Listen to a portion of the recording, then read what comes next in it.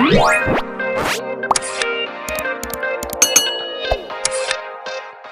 Friends, చేతబడి గురించి గత వీడియోలో మాట్లాడుకున్నాము. మీరు ఆ వీడియో చూడకపోయినట్లయితే దయచేసి కింద డిస్క్రిప్షన్లో వీడియో లింక్ ఇస్తానండి, అది చూడండి, చూసే ప్రయత్నం చేయండి. లేదంటే పక్కన ఐ బటన్లో ఇస్తాను, లేదంటే లాస్ట్లో కార్డ్స్లో ఇస్తానండి. దయచేసి అది చూసే ప్రయత్నం చేయండి. మ్యాటర్ చాలా క్లారిటీగా ఇచ్చేసాను. చూడకపోతే మాత్రం దయచేసి చూసే ప్రయత్నం చేయండి. సో దానికి కొంచెం ఎక్స్టెన్షన్గా ఈ వీడియో ఉంటుందండి. సో ఆ వీడియో చూస్తే కానీ ఈ వీడియో అర్థం కాదు, ఒకసారి చూడండి. సో ఈ వీడియోలో ఏం మాట్లాడుకుందామంటే, ఇంకా ఎన్ని రకాలుగా చేతబడి చేయొచ్చు. చెప్పాను కదా, చాలా రకాలుగా ఉన్నాయి చేతబడిలో అని పాత వీడియోలో మాట్లాడుకున్నాను. సో చేతబడి చేయాలంటే కావాల్సిన వస్తువులు ఏంటి అనే దాని గురించి మాట్లాడదామండి. ఇప్పుడు ఈ వెంట్రుకలు, బట్ట, కంటి రెప్పలు, కాలు గోర్లు, లేకపోతే చేతి గోర్లు, లేకపోతే కాలు కింద మట్టి, మన బట్టలు. సో ఇవన్నీ కూడాను అవసరమైందండి ఒక చేతబడి చేయాలంటే. సో ఇవే కాకుండా మామూలుగా ఒక మనిషి యొక్క ఫోటో ఇచ్చినా కానీ చేతబడి చేసేయచ్చండి. ఫోటో తీసుకొని పోయి పూజలు తీసి చేతబడి చేసేస్తారండి. అంతేకాకుండా మన పేరు చెప్పడం చేత, మన పేరు చెప్పడం చేతబడి చేసేస్తారండి. జస్ట్ మన పేరు చెప్పడం వల్ల చేతబడి చేసేస్తారండి మన మీద. సో అలా కూడా చేయొచ్చండి. ఇంకోటి నిమ్మకాయ ఉంటుందండి. నిమ్మకాయ తీసుకొని పోయేసి నిమ్మకాయ మంత్రించుకొని వచ్చేసి మన ప్లేస్లో పూంచడం వల్ల, అంటే పూడ్చడం ద్వారా సో అది చేతబడి జరిగిపోతుందండి. ఇంకోటి ఏంటంటే పుర్రె అండి, తల పుర్రె తీసుకుని ఆ పుర్రె ద్వారా చేస్తారండి. సో ఇలా ఎన్నో రకాలుగా ఉంటాయండి. సో పక్కన వాళ్ళు మనకి చేతబడి చేస్తున్నారంటే మనకి మళ్ళీ తిరిగి చేయడం అన్నీ పట్టించుకోవడం, మనం జాగ్రత్త పడటం మనం మంచిదండి.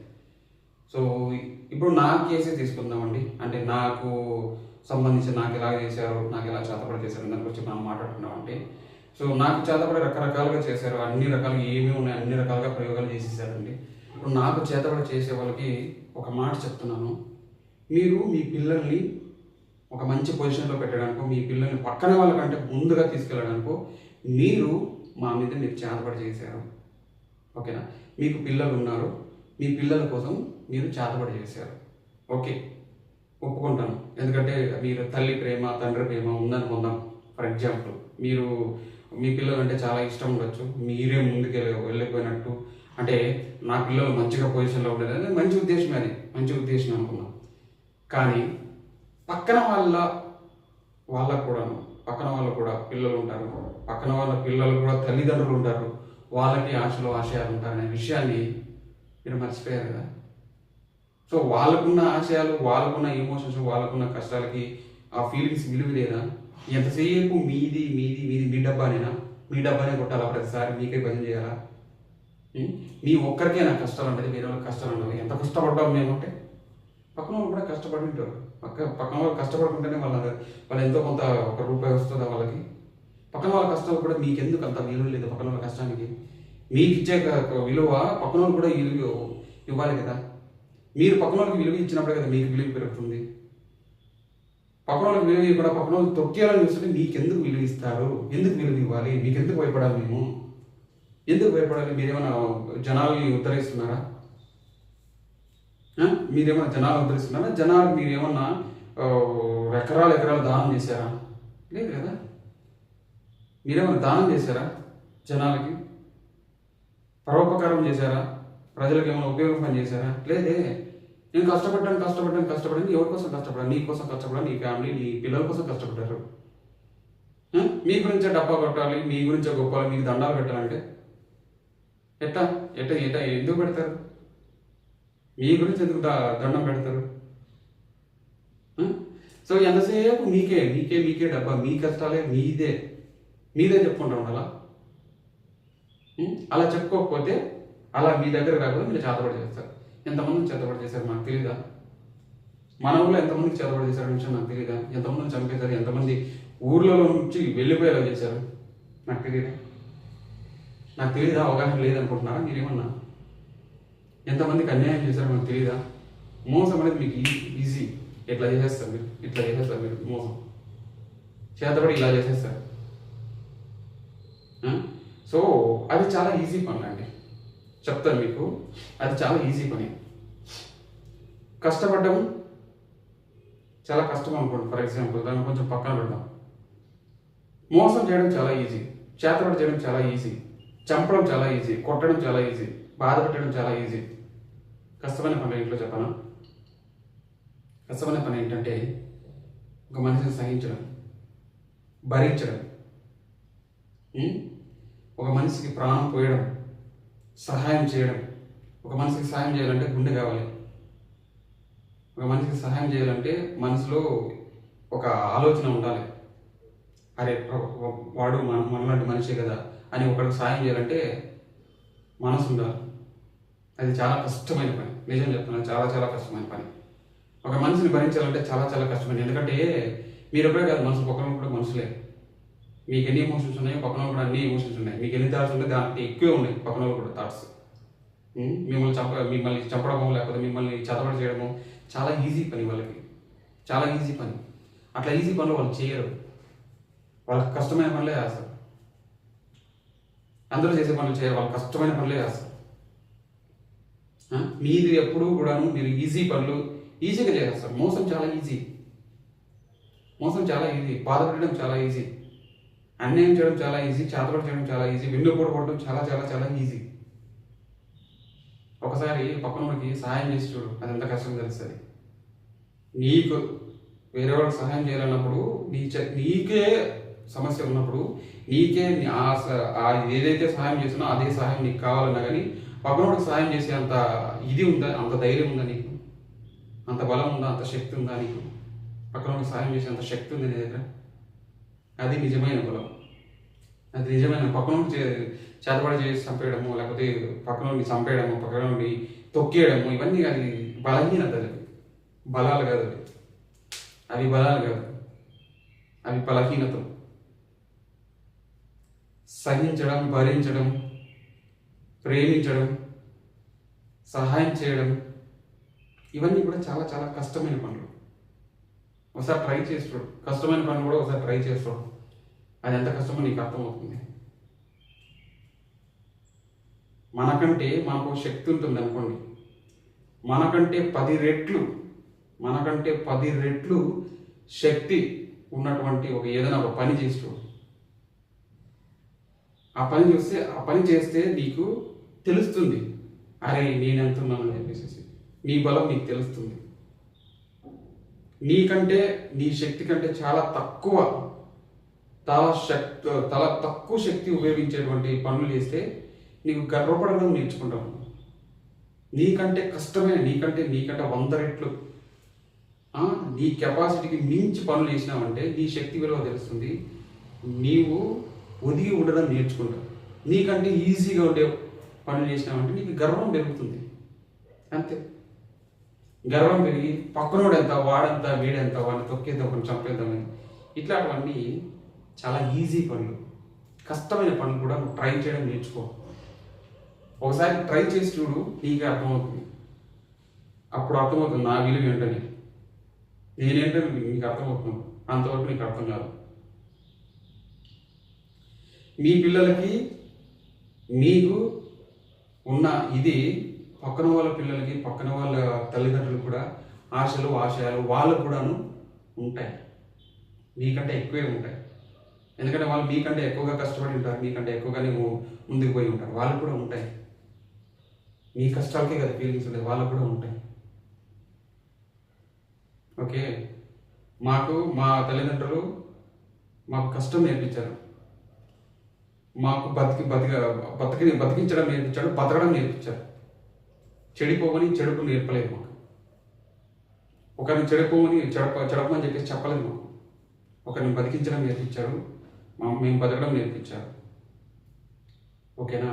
ఒక మనిషి పైకి ఎక్కుతున్నాడు అనుకుందాం, పైకి ఎక్కుతున్నాడు. ఆ పైకి ఎక్కుతున్నప్పుడు అది మొత్తం కింద జారుతుంది, కింద పడిపోతాం, ఎప్పుడు పడిపోతాం తెలియదు.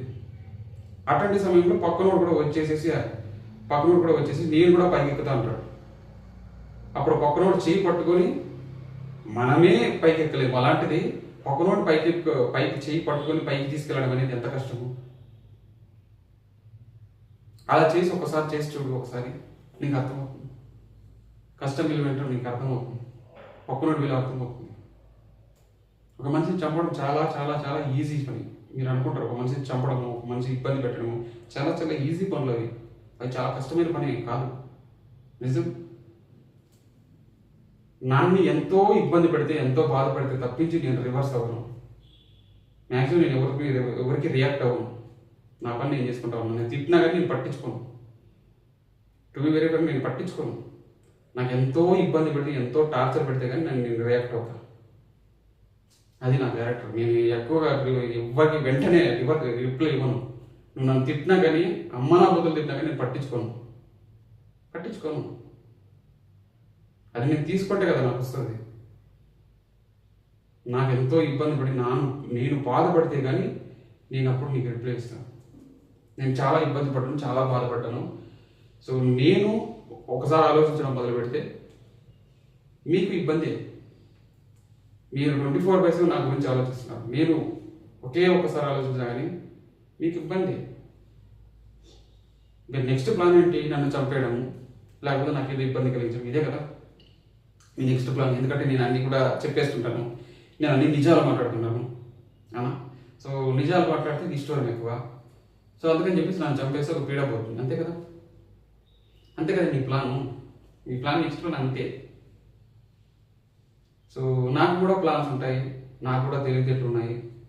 దేవుడు నాకు తెలివితేటలు ఇచ్చాడు. నేను కష్టపడుతున్నాను. మీ కష్టానికే కాదు, మీరే కదా కష్టపడ్డా, పక్కన వాళ్ళు కూడా కష్టపడుతుంటారు. వాళ్ళు కూడా విలువేయడం నేర్చుకోండి. లేదు అంటే విలువేయకపోతే నేను టీచ్ చేస్తాను ఎలాగని చెప్పేసి ట్రై చేస్తాను మీకు. ఓకేనా? సో నేనేదో ఓవర్ యాక్షన్ చేస్తున్నాను అనుకోకపోతే, నేను నిజాలు చెప్తున్నానని ఆలోచించు. ఒకసారి నేను చెప్పింది ఒకసారి ఆలోచించు. కష్టమైన పనులు చేయడం ఆలోచించు. ఈజీ పనులు చేస్తే గర్వం పెరుగుతుంది. మేము మీకు భయపడాలా? ఎందుకు భయపడాలి? మీకు భయం పెట్టుకోవాలంటారా? ఎందుకు భయం పెట్టుకుంటారు మీరు? మీకెందుకు భయపడాలి? జనాలు మీకెందుకు భయపడాలి? మీరు నా మీదే కాదు, ఎవ్వరి మీద కూడా ఇటువంటి పనులు చేయకుండా అసలు ఊర్లోనే లేకుండా చేయగలను. ఈజీగా. ఏంటి, మా ఫేస్బుక్లో ఎంతమంది ఫ్రెండ్స్ ఉన్నారు ఊర్లో వాళ్ళంతా? మీరు చేసిన పనులన్నీ కూడా వీడియో తీసినాం కదా, ఆ వీడియోలన్నీ ఫేస్బుక్లో పెట్టేస్తే, యూట్యూబ్లో పెట్టేస్తే మీరు ఎక్కడ ఉంటారు? ఊర్లో ఉండగలుగుతారా? ఊర్లో ఉండనిస్తారా? మీకు విలువ ఉంటుందా? ఇది తీసేయాలన్నా నేను ఇట్లా తీసేయగలను. నాకు అంత క్యాపబిలిటీ ఉంది, కానీ నేను వాడట్లేదు. సహిస్తున్నా, భరిస్తున్నా, వెయిట్ చేస్తున్నా. మీరు ఎలాగే చేస్తే నేను తగ్గను. నేను చావుకు అస్సలు భయపడను. నేను ఎప్పుడో చచ్చిపోయాను. నేను మోరల్గా మనిషిని చంపేశాను. నన్ను మనిషిని చంపేశారు. అసలు మనిషిని నేను చచ్చిపోయాను. ఎప్పుడో చచ్చిపోయాను. నేను జస్ట్ బతికినాను అంతే.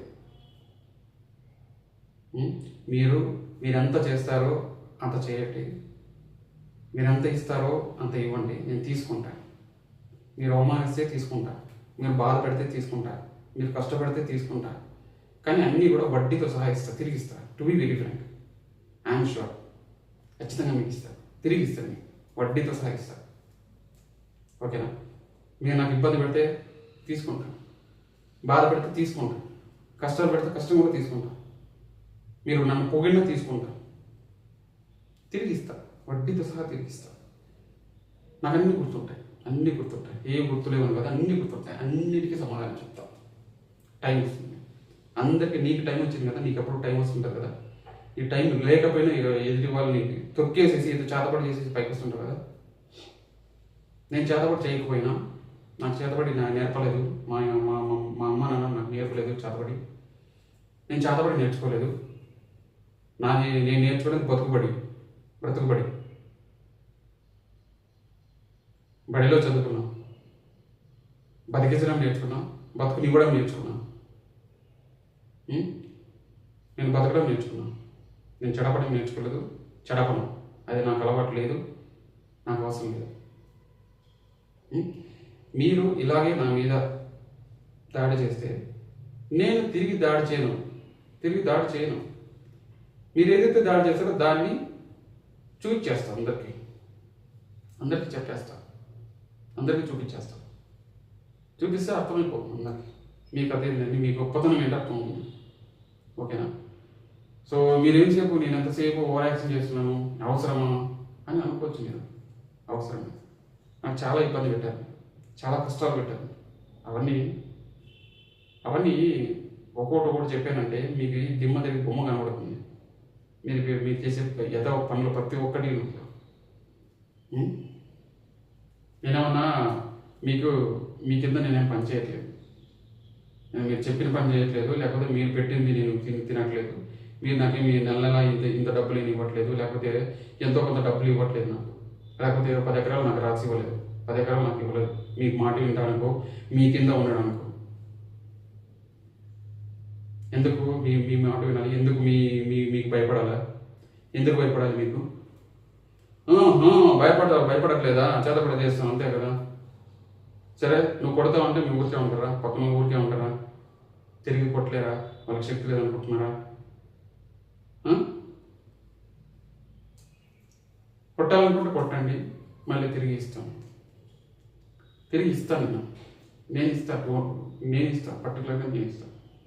నువ్వు ఎంత ఇస్తావు అంత తీసుకుంటా, తిరిగి నేను వడ్డీతో సహా ఇస్తాను. సమస్య లేదు. నువ్వు ఏం చేస్తావు వచ్చి, నేను భయపడను. నువ్వు చేసే పని చేయి. నువ్వు చేసిన తర్వాత నువ్వేం చేసావు అది నీకే ఇచ్చేస్తా. నువ్వు నాకేం ఇచ్చావు అది నీకు తిరిగి ఇచ్చేస్తా. ప్రామిస్. ఇది మాత్రం చెప్తాను. మీరు భయం పెట్టుకోవాలని వస్తే మాత్రం నేను చాలా పొలైట్గా, నీట్గా, క్లీన్గా చెప్తున్నాను. మీరు ఎంతైతే భయం పెట్టారో దాన్ని నేను మల్టిపుల్ చేసి టన్నుల్లో మీకు తిరిగి ఇస్తానండి. ఇది నా ప్రామిస్. టన్నుల్లో తిరిగి ఇస్తాను.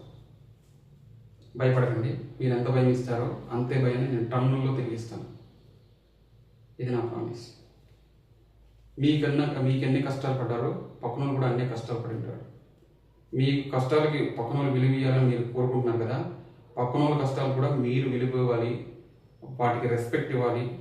పక్కన వాళ్ళ బాధలకి, కన్నీళ్ళకి, కష్టాలకి వాళ్ళకి కూడా మీరు విలువ ఇవ్వాలి. మీరు విలువ ఇవ్వనప్పుడు మీకెందుకు మేము విలువ ఇవ్వాలి? మేము ఎంత కష్టపడి ఎన్ని ఇబ్బందులు పడ్డామంటే పక్కన కూడా అన్ని ఇబ్బందులు పడి ఉంటారు, అన్ని కష్టాలు పడి ఉంటారు. వాళ్ళకి విలువ ఇవ్వకపోతే మీకు విలువ ఇవ్వరు. మీరు చేతబడి చేస్తే పక్కన కూడా మీకు మంచి చేయాలని ఎందుకు కోరుకుంటారు? చేతబడి చేస్తే మీరు కిందకి వస్తారని మీరు ఎందుకు కోరుకుంటారు? మీరు ఎంత తెచ్చి చేతబడి చేశారో అంత పైకి వెళ్తాడు, అంత తొక్కుతాడు మిమ్మల్ని. మీరు ఎంత తొక్కారో అంత తొక్కుతాడు వాడు. మీరెంత మమ్మల్ని తొక్కారో మేము కూడా అంతే తొక్కుతాం మిమ్మల్ని. ఎస్పెషల్లీ నేనైతే సమస్య లేదు. నన్ను గెలిగితే వాళ్ళు ఎవరైనా నాకు అనవసరం అండి. టు బి వెరీ ఫ్రాంక్, నన్ను గెలిగితే వాళ్ళు ఎవరైనా నాకు అనవసరం అండి. నేనేం గాంధీ మహాత్ముని కాదు. నా నెత్తి మీద గాంధీ మహాత్ముడా నేనేం రాసుకోలేదు. ఓకేనా? నన్ను గెలిగితే వాళ్ళు ఎంత పెద్దవాడైనా నాకు అనవసరం అండి. వాళ్ళు నాకు ఎంత ఇస్తారో తిరిగి నేను ఇచ్చేస్తానండి. ఓకేనా?